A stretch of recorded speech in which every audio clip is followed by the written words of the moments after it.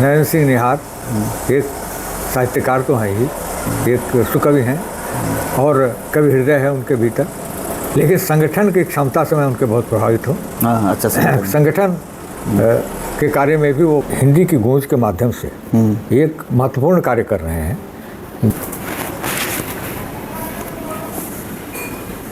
ये आपके लिए मैं विशेष तौर पे दे रहा हूँ। ये देखिए, जो ये पांडे जी दे रहे हैं मुझे, बिंब कला केंद्र लखनऊ की है ये पत्रिका। ये सब पत्रिका मासिक है क्या? ये तो स्मारिका है, पत्रिका का भी इसका अधिवेशन हुआ था। ये सारे गाँव देखिए, हाँ, इसमें सूर्य कुमार पांडे भी एक कवि के रूप में हैं, इसलिए विशेष तौर पे आपको मैं भेंट कर रहा हूँ। अच्छा, हाँ, एक और दे रहे हैं सेम। हाँ, ये एक प्रति और आप वहाँ पर हिंदी की गूंज के जो संयोजक हैं, जो हमारे श्री नरेंद्र सिंह निहार जी, कृपया ये उन्हें हमारी ओर से भेंट करते हैं। ठीक है, अवश्य हम भेंट करेंगे नरेंद्र सिंह निहार जी को, जो है उनसे कल ही मिलेंगे जो है जी। तो ये हम एक तरफ रख देते हैं। तो हाँ, बातें कर रहे थे हम।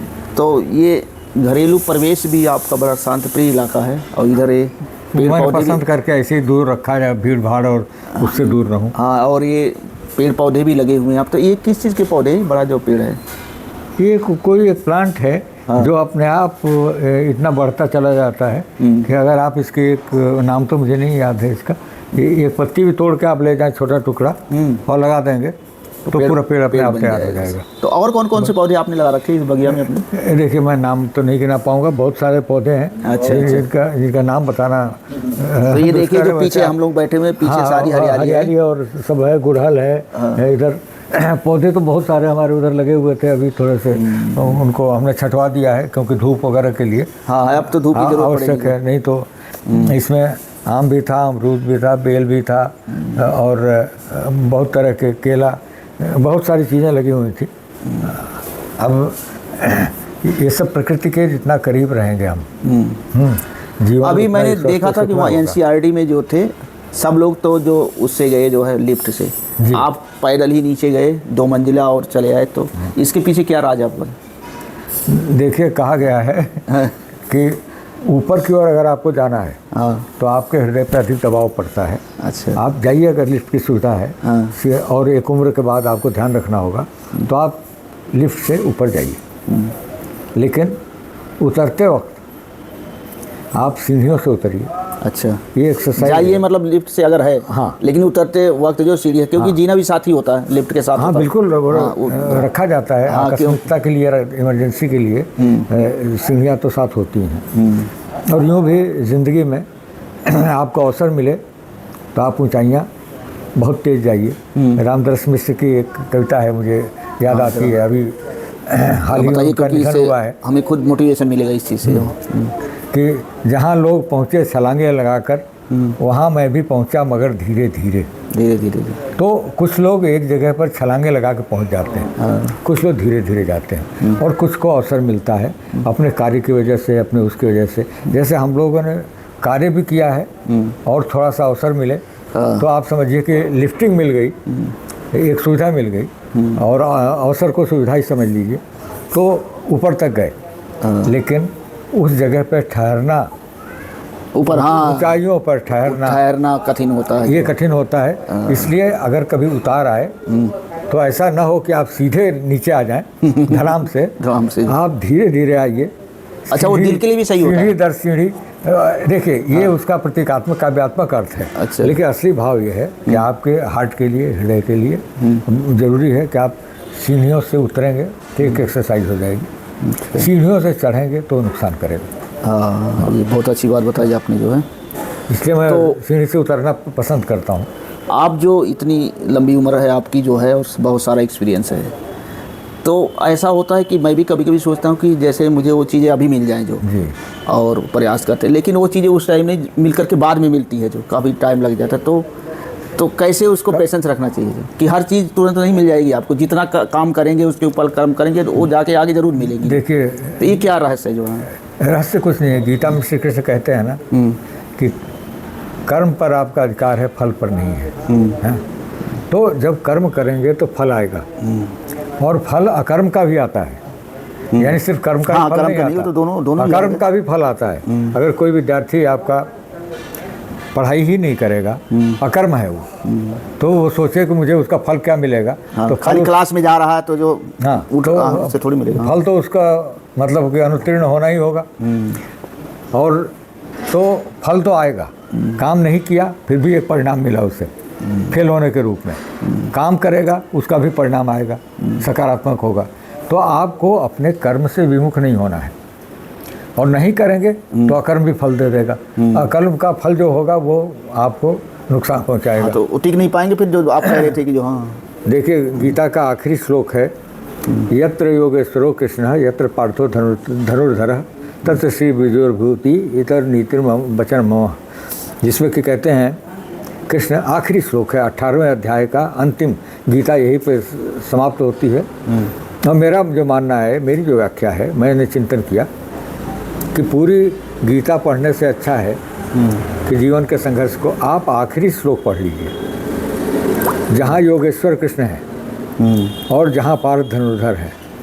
यानी सिर्फ कृष्ण और अर्जुन के होने से कुछ नहीं होता। ये नाम है, प्रतीक हैं। कृष्ण कौन से? जो योगेश्वर है, यानी जिन्होंने सब चीज़ों का 64 कितनी कलाओं का, संपूर्ण कलाओं का योग है जिनके अंदर, यानी वो सब हर फन में माहिर, जिसको हिंदी में कहते हैं। अच्छा। सर्वगुण संपन्न व्यक्ति है कृष्ण। और अर्जुन है, अर्जुन अगर गांडी वो अपना रख दे तो अर्जुन नहीं। पार्थ धनुर्धर होना चाहिए, यानी एक और आप पर ऊपर की कृपा भी होनी चाहिए, संयोग पूरा सारा मिलना चाहिए, आपको अवसर मिलने चाहिए। तो योगेश्वर कृष्ण भी हों और धनुर्धर पार्थ भी हों, यानी आपका कर्म भी आपके साथ हो, आपका धनुष, आपका बाण, आपका कर्म आपके साथ हो। तत्र श्री विजयोर्भूति, वहाँ कहते हैं कृष्ण कि वहाँ विजय निश्चित है। तो आप अपने कर्म से ही विजय प्राप्त करेंगे, लेकिन कर्म के साथ प्रकृति की कृपा भी आवश्यक है। बहुत बढ़िया जो है, बस कर्म से ही नहीं होता। इसलिए मैं ये मान के चलता हूँ कि कर्म करते रहिए, अवसर अपने आप आते रहते हैं।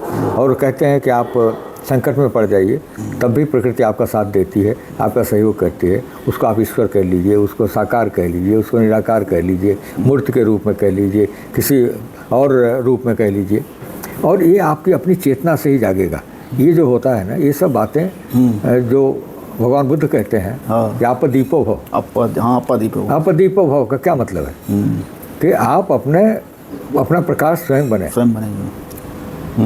तो अंदर तो जो आत्मा है, जो स्वरूप है, जिसका ऊपर ये सब बना हुआ है, वो उसको जागृत करना, सारे धर्म सारे यही सिखाते हैं। उसको जगाओ, अंदर जाओ, चिंतन करो, चाहे वो आपका सनातन धर्म हो, चाहे वो वैदिक धर्म हो, चाहे वो आपका सिख है, बौद्ध है, जैन है, महावीर हैं, क्रिश्चियनिटी है, और नानक हैं, कबीर हैं, दादू हैं, रैदास हैं, सब एक ही बात कहते हैं, लेकिन अपने अपने तरीके से कहते हैं। सब कभी कह रहे हैं, हम भी कह रहे हैं, अपने तरीके से कह रहे हैं उसी बात को।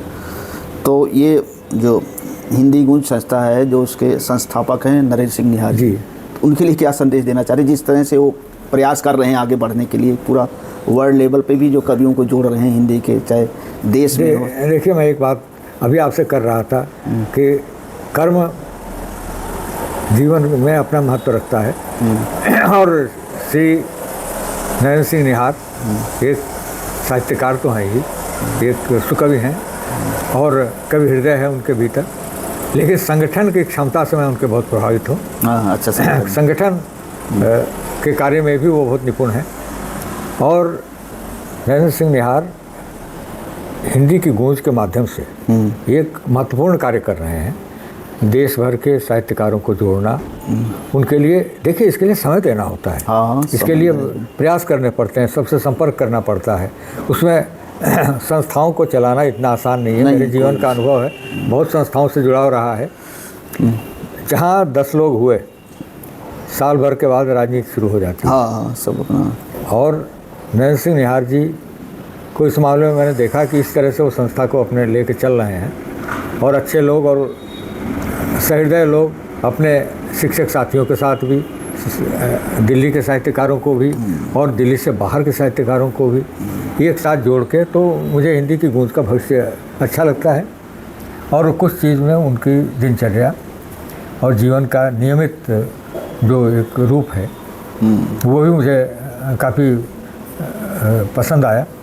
हालांकि उनके आवाज़ पे जाना कभी नहीं हुआ है मेरा, हाँ, लेकिन जब भी वो फ़ोन पे बात करते हैं अच्छा, तो अब हम लोग का इतना तजुर्बा हो गया है कि हम जान लेते हैं कि ये इनकी दिनचर्या क्या होगी। हाँ, आपकी तरह से उनके भी ऐसे अलमारी सजी हुई है, सारी चीज़ रखे हुए हैं, बिल्कुल ऐसे उन्होंने भी बना रखा है। हम तो गए हुए हैं, हमारे पास में ही रहते हैं जो वो जो है, और स्कूल में बातचीत होती रहती है, क्योंकि जो कोई स्कूल में भी कार्यक्रम करवाना हो, एक कवि लेखक के पास दिखाने को क्या है, यही सब है। तो हर मतलब चाहे एनुअल डे मनाया जाए, वर्क एनुअल डे मनाया जाए, कोई प्रोग्राम हो तो वही उस चीज़ को मैं से निहार एक अच्छे शिक्षक भी हैं। हाँ। और एनसीईआरटी के कार्यक्रम में मैंने देखा, शैक्षिक जो उनका टेलीविज़न है उसमें जो पाठ और ये सब चीज़ प्रस्तुत करते हैं, तो मैं व्यक्तिगत फ़ोन पे भी उनको इसके लिए कई बार बधाई दे चुका हूँ। और बहुत बढ़िया ढंग से वो बच्चों को समझाते हैं। निश्चय ही वो एक बहुत कुशल शिक्षक हैं, ये आप लोग बेहतर जानते होंगे जो संपर्क में हाँ, हैं। वो साथ ही रहते हैं। हाँ, क्योंकि हम तो शिक्षा विभाग में, हमें तो कोई रखेगा नहीं। लोग कहेंगे रिटायर हो गए। मैं शिक्षा विभाग में रहा हूँ, वैसे आपको बता दूँ विद्यासागर जी, मैं उच्च शिक्षा निदेशालय में इलाहाबाद में मैं वहाँ अधिकारी था 1980, 81, 82 तक। हाँ, फिर मैं लखनऊ आ गया था जी। तो सर हम आपके यहाँ आए जो है, बड़ा अच्छा लगा हमको, आपसे मिले जो है, मिल करके बहुत। नहीं, ये तो मेरी खुशी है, मेरा सौभाग्य है कि आप यहाँ पर आप लोग आए हैं। और देखिए हॉर्न बजा के आपका स्वागत हो रहा है, यहाँ सायरन बजा के। तो इस तरह से हम लोग, ये जो आप कह रहे थे ना, जीवन में हास्य हम कहीं से तलाश लेते हैं। हंसी जो है सहज ही कहीं से निकल के आ जाती है।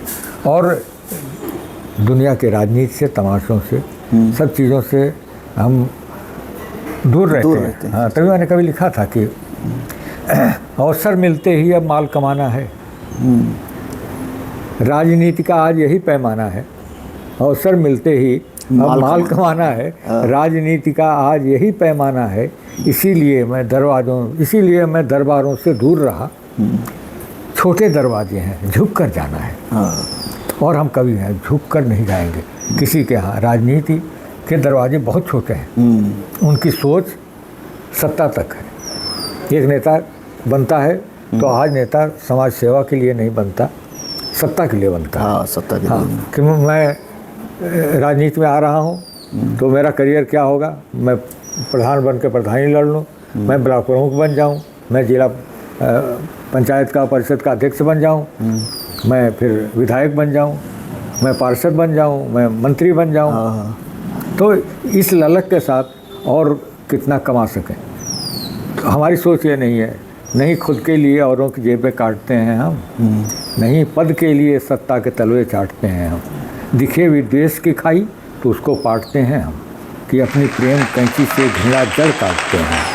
कि सियासत में, अदब में, सियासत में, अदब में सिर्फ इतना फ़र्क होता है कि नफ़रत बांटती है वो, मोहब्बत बांटते हैं हम। बहुत तो हमारा काम है प्यार बांटना, और हाँ, हास्य के माध्यम से और चीज़ों के माध्यम से, जहाँ तंज करना है वहाँ व्यंग्य करके हम अपनी बात को कहते हैं। और लोगों का स्नेह मिलता है, आशीर्वाद मिलता है, लोगों को कविताएं बहुत बढ़िया आप पसंद आती हैं। तो ये मेरा सौभाग्य है कविता के माध्यम से। और जो बातें करते लोगों पे, मैंने खुद एक लाइन पकड़ी आपकी, जो बनशंकर वाली बात, आज भी बहुत सारी बातें की हैं जी, अब उनको भी ज़िंदगी में अपनाऊंगा। बहुत सारी ऐसी बातें की है आपने जो है। तो आपका जो इतने अमूल्य समय देने के लिए मुझे बहुत बहुत धन्यवाद, और बहुत सारी काम की चीज़ें बताए हैं। आशा करते हैं कि जो दर्शक लोग हैं, हमारे साथी हैं, जो वो भी पसंद करेंगे इस बात को जो है। तो आपका बहुत बहुत धन्यवाद सर। धन्यवाद विद्यासागर जी, आपका भी, जो आप लोग आज मेरे आवास पे आए हैं और इतनी दूर से चल के दिल्ली से आप यहाँ लखनऊ आए।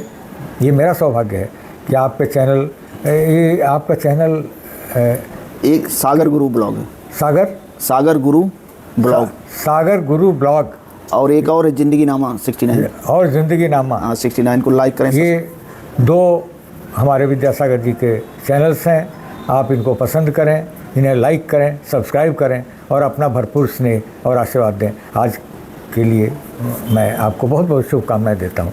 नमस्कार। आप नमस्कार।